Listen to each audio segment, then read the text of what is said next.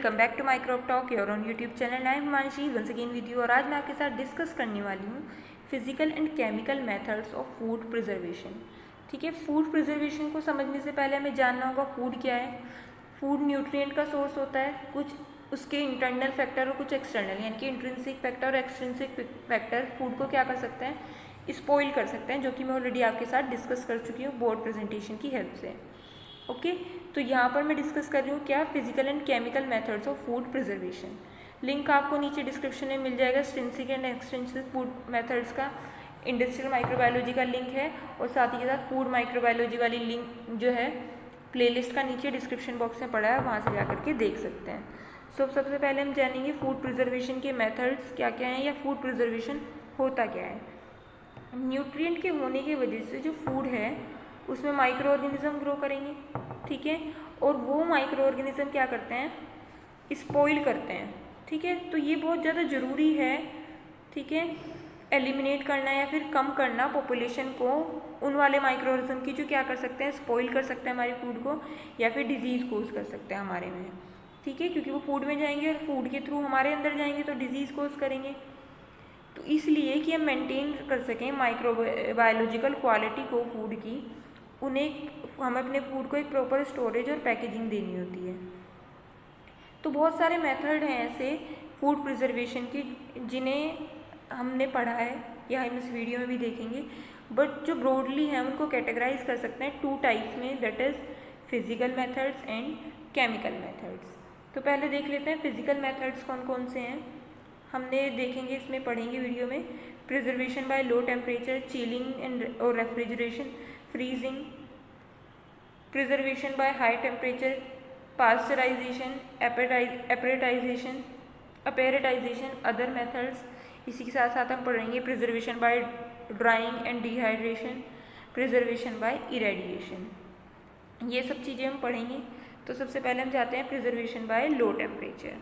तो low temperature में क्या पढ़ेंगे हम, जो फूड स्पॉइलेज है वो यूजुअली किसकी वजह से होता है, केमिकल रिएक्शंस की वजह से होता है, जो कि कहाँ पर होती हैं, माइक्रोब्स की वजह में होती हैं, या फिर उनके जो एंजाइम होते हैं उनके अंदर, उनके वजह से होती हैं। जो यूज़फुल लाइफ है फूड की वो इंक्रीज़ की जा सकती है अगर हम टेम्परेचर को स्लो डाउन कर दें।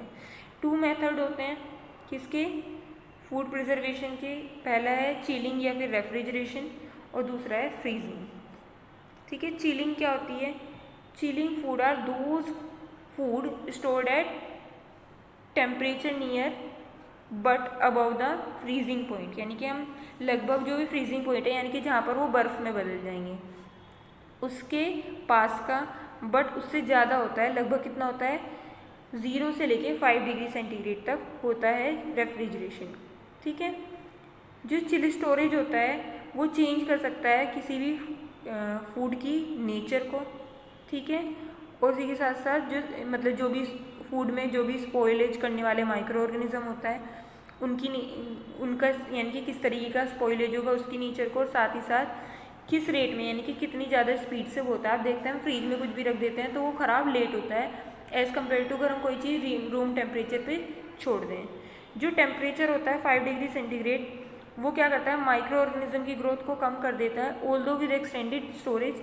अगर लेकिन हम स्टोरेज बढ़ा दें तो क्या होगा, जो माइक्रो ऑर्गेनिज्म हैं वो क्या करेंगे, फिर भी उसमें ग्रो करेंगे, तभी भी स्पॉइलेज हो सकता है। जो रेफ्रिजरेशन है वो स्लो कर देता है किसको, मेटाबॉलिक एक्टिविटीज़ को किसी भी माइक्रो ऑर्गेनिज्म की। ठीक है, जिस वजह से वो क्या होंगे, उनकी जो ग्रोथ होगी वो डिक्रीज होगी, बढ़ेगी नहीं। ठीक है, जैसे कि ये माइक्रोब्स का आपने देखा होगा ग्रोथ कर्व होता है, lag log stationary phase and then decline phase. तो क्या होगा, जो माइक्रो ऑर्गेनिज्म की ग्रोथ है, जो इस फेज में होंगे वो यहाँ पे रहेंगे, जो स्टेशनरी फेज में होंगे वो यहाँ पर रहेंगे, और जो डेथ फेज में होंगे वो यहीं पे रहेंगे। मतलब जो उनकी ग्रोथ है उस पर कोई चेंजेस नहीं आएंगे। नेक्स्ट है freezing. Freezing being food being freeze somewhere, कौन से टेम्परेचर पे, 0.5 से लेके -3 डिग्री सेंटीग्रेड तक फूड को फ्रीज किया जाता है। जो फ्रीजिंग पॉइंट होता है वो क्या कर देता है, कम रखा जाता है जितना कि प्योर वाटर का होता है। क्यों, क्योंकि इसमें सोल्यूट प्रेजेंट होते हैं। जो स्लो माइक्रोबियल ग्रोथ होती है, ठीक है, वो होती है इसमें, क्योंकि कभी कभी टेम्परेचर कितना हो जाता है -10 डिग्री सेंटीग्रेड से भी नीचे हो जाता है, मोस्टली केसेस में हो जाता है, ठीक है। लेकिन इसमें जो माइक्रो ऑर्गेनिज्म हैं, कुछ ऐसे माइक्रो ऑर्गेनिज्म भी हैं जो इस टेम्परेचर से नीचे भी ग्रो कर सकते हैं। खैर उसके बारे में हमने इंट्रिंसिक फैक्टर वाले वीडियो में डिस्कस किया था। This method is mainly used for fruit juice concentrates, ठीक है। इनकी जो फ्रीजिंग है वो हम किसके करते हैं, जो फ्रूट के जूस होते हैं उनके कॉन्सेंट्रेट्स होते हैं, उनके प्रिजर्वेशन के लिए, आइसक्रीम के लिए, कुछ फूड जो होता है उनके प्रिजर्वेशन के लिए। नेक्स्ट है हाई टेम्परेचर। हाई टेम्परेचर में क्या होता है, कंट्रोलिंग मेटाबॉलिक पॉपुलेशन, या किसके मेटाबॉलिज्म को, microbial population in food by means of high temperature. यानी कि जब हाई टेम्परेचर दे रहे तो वो क्या करेगा, जो डिजीज़ ट्रांसमिशन करने वाले माइक्रो ऑर्गेनिज्म होंगे या स्पॉइलेज करने वाले माइक्रो ऑर्गेनिज्म होंगे उनको डिक्रीज कर देगा। जो हीटिंग प्रोसेस है वो फर्स्टली यूज़ किया गया था, निकोलस एपर्ट ने यूज़ किया था इसको 1809 में। उन्होंने निकोलस एपर्ट को फादर ऑफ कैनिंग भी बोलते हैं। इन्होंने क्या किया था, कैनिंग का प्रोसेस दिया था first time. 2 main methods use हो सकते हैं किसमें, हाई टेम्परेचर ट्रीटमेंट में। पहला है पास्चराइजेशन, ठीक है, एंड देन है एपेरेटाइजेशन। इससे अलग भी अदर मेथड्स भी यूज़ होते हैं, बट मोस्ट इम्पोर्टेंटली हम ये यूज़ करते हैं। कौन सा है पहला, पास्चराइजेशन। इसके बारे में थोड़ा डिस्कस करेंगे। क्या करते हैं, पास्चराइजेशन इन्वॉल्व हीटिंग फूड, यानी कि इसमें क्या करते हैं, फूड को हीट करते हैं ऐसे टेम्परेचर पे जिसमें क्या हो जाए, किल हो जाए disease causing microorganism, and subsequently reduce the level of spoilage microorganism. इसी की वजह से क्या होगा, जो या तो वो किल हो जाएंगे माइक्रो ऑर्गेनिज्म, या फिर क्या होगा, साथ ही साथ उनका क्या बढ़ जाएगा, जो स्पॉइलेज ऑर्गेनिज्म है वो क्या हो जाएंगे, कम हो जाएंगे। जैसे कि अगर हम मिल्क की प्रोसेसिंग देखें या बियर की प्रोसेसिंग देखें, फ्रूट जूसेस होते हैं, ठीक है, उन्हें क्या कर देते हैं, लो टेम्परेचर होल्डिंग होते हैं, यानी कि जिसको हम कहते हैं LTH पास्चराइजेशन यूज़ करते हैं। The liquid is maintained eight 62.8 degree centigrade for 30 minute, यानी कि जो लिक्विड होता है पूरा का पूरा हमारा फूड है, जैसे कि मिल्क, बियर, फ्रूट्स हो गए, इनको हम कितने टेम्परेचर में मेंटेन रखेंगे, 62.8 डिग्री सेंटीग्रेड 30 मिनट्स के लिए। मेनली इसमें कई बार क्या होता है, माइक्रो ऑर्गेनिज्म किल भी नहीं होते, बट वो सर्वाइव नहीं कर पाते हैं, ठीक है। मोस्टली माइक्रो ऑर्गेनिज्म तो किल ही हो जाते हैं, बट कुछ माइक्रो ऑर्गेनिज्म जो हाई टेम्परेचर पे भी सर्वाइव कर सकते हैं, वो क्या करते हैं, ग्रो नहीं कर पाते हैं इस कंडीशन में। Products can also be held at 71 degree centigrade for 15 minute, यानी कि हम दूसरा मेथड पास्चराइजेशन में कौन सा यूज़ कर सकते हैं, जिसमें हम अपने प्रोडक्ट को क्या दे रहे हैं, 71 डिग्री सेंटीग्रेड का टेम्परेचर दे रहे हैं 15 सेकेंड्स के लिए, ठीक है।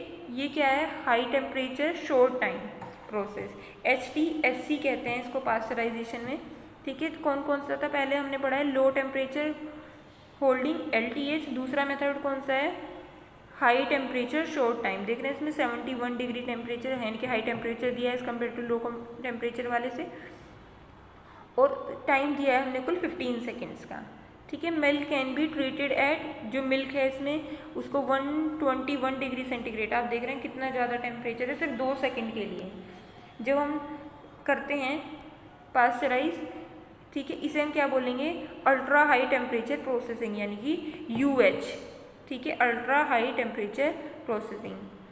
Shorter term processing result in improved flavour, ठीक है। अगर हम यानी कि कम टाइम के लिए क्या कर रहे हैं, उसको पास्चराइज कर रहे हैं, जैसे कि हमने देखा HTST में और UH में, इसकी वजह से क्या होता है, जो फूड के फ्लेवर हैं वो ज़्यादा चेंज नहीं होते हैं, ये फूड के फ्लेवर को इम्प्रूव करती हैं, इसी के साथ साथ एक्सटेंड करती है प्रोडक्ट की शेल्फ लाइफ को, यानी कि वो कितना टाइम तक खराब होने से बच सकता है। Such heat treatment is based on, यहाँ पर statistical probability that the number of remaining viable microorganism will be below a certain level after a particular heating time at the specific temperature। So क्या हो रहा है, ये वाले जो भी ट्रीटमेंट हम यूज़ कर रहे हैं इनका क्या है, स्टेटिस्टिकल प्रोबेबिलिटी पे बेस्ड होते हैं ये, कि जिससे जो नंबर ऑफ माइक्रो ऑर्गेनिज्म हैं वो क्या हो जाए, ऐसे लेवल से नीचे चला जाए कुछ स्पेसिफिक हीटिंग टेम्परेचर पे जिसमें वो अपनी ग्रोथ को या तो शो ना करें या फिर साथ ही साथ हमारी प्रोडक्टिविटी है जो वो भी ख़राब ना हो फूड की, और इनकी ग्रोथ भी या तो ये किल ही हो जाए। नेक्स्ट है अपेरेटाइजेशन। ये क्या है, ये रेफर होता है ऐसे प्रोसेस को where the only organism that survive processing are non pathogenic, यानी कि ऐसे माइक्रोऑर्गेनिज्म सर्वाइव करेंगे जो क्या हैं, non pathogenic and incapable of developing within the product, और या फिर उस प्रोडक्ट में खुद को क्या ना कर पाएँ, डेवलप ना कर पाएँ अगर हम उन्हें नॉर्मली भी स्टोरेज में डाल रहे हैं। As a result appertized product have long shelf life, ठीक है, उनकी शेल्फ लाइफ बढ़ जाएगी, यानी कि उनकी नेचुरल जो टाइम होगा जिसमें वो ख़राब ना हो वो बढ़ जाएगी। When stored at ambient temperature, यानी कि अगर हम नॉर्मल टेम्परेचर में भी रख रहे हैं तो भी उनकी शेल्फ लाइफ बढ़ जाएगी। अदर हीटिंग जो प्रोसेस हैं वो जो अप्लाई हो रहे हैं फूड में वो क्या है, पहला है कुकिंग। टेम्परेचर कितना होता है उनका, 100 डिग्री सेंटीग्रेड या फिर उससे ज़्यादा या लगभग उतना ही। ये क्या करता है, डाइजेस्टिबिलिटी को इम्प्रूव करता है। एग्जांपल के लिए यहाँ पे जिलेटिनाइजेशन, स्टार्च का जिलेटिनाइजेशन हो गया, कोलाज ब्रेकडाउन हो गया, कोलेजन ब्रेकडाउन हो गया, या फिर कुकिंग मीट है उसको, उसके फ्लेवर को, उसी के साथ destruction of pathogenic micro organism भी ये देता है। नेक्स्ट है ब्लैंचिंग। इसका टेम्परेचर 100 से ज़्यादा होता है, ठीक है, सॉरी 100 से कितना होगा, कम होगा। यहाँ पर भी क्या होगा, या तो 100 के इक्वल होगा या कम होगा, ठीक है। ब्लांचिंग में क्या होगा, लगभग 100 से कम होगा। ये क्या करते हैं, expulsion of oxygen from tissue, inactivation of enzyme, ठीक है, एंजाइम को इनएक्टिवेट कर देगा और टिश्यूज़ जो हैं उनसे क्या लेना शुरू कर देगा, ऑक्सीजन लेना शुरू कर देगा, मतलब वहाँ से क्या करते हैं तो उसको एक्सपल्स कर देता है ऑक्सीजन को जो भी फूड के टिश्यूज़ में होंगी। नेक्स्ट है ड्राइंग या फिर कॉन्सेंट्रेशन। ये भी किससे होती है, 100 डिग्री से कम में होती है। इसमें हम वाटर को रिमूव कर देते हैं जिससे कि जो क्या करता है, क्वालिटी जो फूड की वो इंक्रीज़ हो जाए। पास्चराइजेशन 60 से 80 डिग्री सेंटीग्रेड का टेम्परेचर होता है। एलिमिनेशन होता है इसमें की पैथोजेनिक या स्पॉइलेज जो ऑर्गेनिजम्स होते हैं। एपरेटाइजेशन में क्या था, 100 डिग्री सेंटीग्रेड से ज़्यादा टेम्परेचर देते हैं, जो माइक्रो ऑर्गेनिज्म हैं वो रिमूव हो जाते हैं और कमर्शियल स्टेरिलिटी मेंटेन रहती है, ठीक है। नेक्स्ट है ड्राइंग एंड डिहाइड्रेशन। हालांकि ये हाई टेम्परेचर का ये एक मेथड है। इसमें जो दोनों टर्म है ड्राइंग एंड डिहाइड्रेशन, इनका मतलब क्या है, रिमूवल ऑफ वाटर, यानी कि हम अपने फूड से वाटर को रिमूव करते हैं। Drying is use to remove moisture, ठीक है, यानी कि नमी निकाल रहे हैं फूड से by the application of unconventional energy sources like sun and wind, ठीक है। किसके थ्रू, अनकन्वेंशनल एनर्जी रिसोर्सेज के थ्रू निकालते हैं, जैसे कि हमारा या तो हम उसको सन में रख दें, हाई टेम्परेचर मिल जाएगा उसको, या फिर विंड, जैसे कि घरों में भी आप देखते हैं जो दालें ख़राब हो जाती हैं, चार ख़राब होने वाले होते हैं, तो उनको क्या करते हैं हम कहाँ रख देते हैं, यस, धूप में सुखाने के लिए रख देते हैं, जिससे उनकी जो शेल्फ लाइफ होती है वो बढ़ जाती है। डिहाइड्रेशन का मतलब क्या होता है, process of removal of moisture, यानी कि ऐसा मॉइस्चर का रिमूव करने का जिसमें हम क्या करते हैं, आर्टिफिशियल चीज़ों को अप्लाई करते हैं, ठीक है, जिससे हम किसको कंट्रोल कर सकें, टेम्परेचर को, ह्यूमिडिटी को और साथ ही साथ एयर के फ्लो को। नेक्स्ट है इरेडिएशन। इसमें आप देखते हैं माइक्रोवेव यूज़ करते हैं। यूवी रेडिएशन के थ्रू हम क्या करते हैं, जो भी फूड में, जैसे कि आप देखते हैं लैब में जब माइक्रो ऑर्गेनिज्म को हम लेमिनार एयर फ्लो में लेके जाते हैं तो वहाँ पे भी किल करते हैं ना इसके थ्रू माइक्रो ऑर्गेनिज्म को। ऐसे ही फूड को भी यूवी लाइट दी जाती है, उससे किल हो जाते हैं। माइक्रोवेव आपने देखा है आजकल घरों में भी यूज़ होने लगे, और यूवी रेज की तरह ही गामा रेज भी यूज़ होती हैं सेम माइक्रो ऑर्गेनिज्म की ग्रोथ को कम करने के लिए, उनको किल करने के लिए। नेक्स्ट आता है केमिकल प्रिजर्वेशन। बहुत सारे तरीके के केमिकल एजेंट्स हैं जो यूज़ हो रहे हैं as a preservation of food, या फिर प्रिजर्व करने के लिए फूड को। ये जो हैं ये जो भी हम केमिकल प्रिजर्वेटिव यूज़ करते हैं इनको कौन रेगुलेट करता है, US food and drug administration, या फिर जिसको हम GRAS भी बोलते हैं, ठीक है।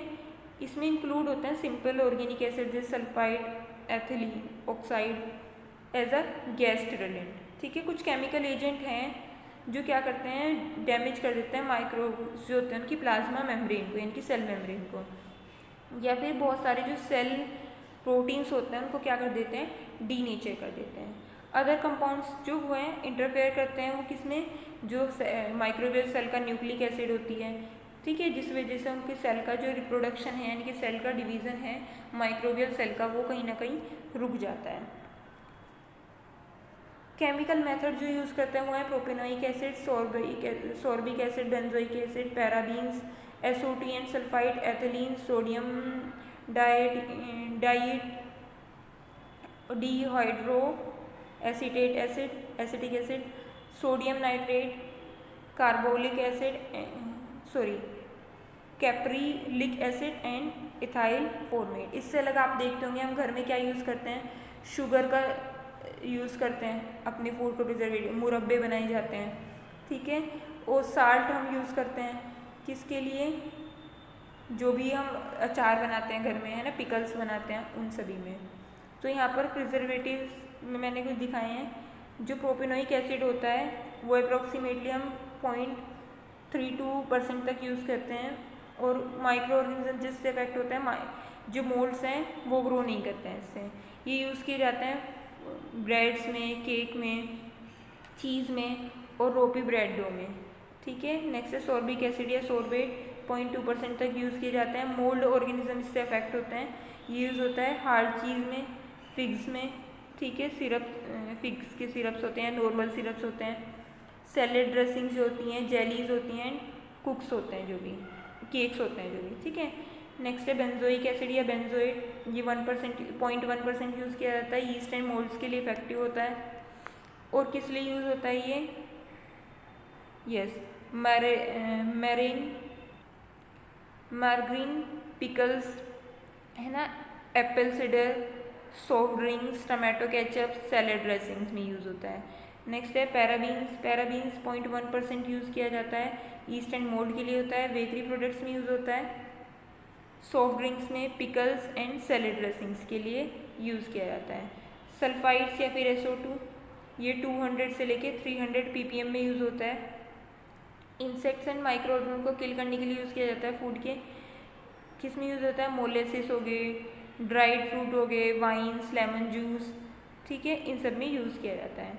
नेक्स्ट है इथाइलिन या फिर प्रोपाइलिन ऑक्साइड्स, ये 700 ppm में यूज़ किए जाते हैं, इफेक्टिव होते हैं ईस्ट, मोल्ड एंड वर्मिंग्स जो होते हैं उनके लिए।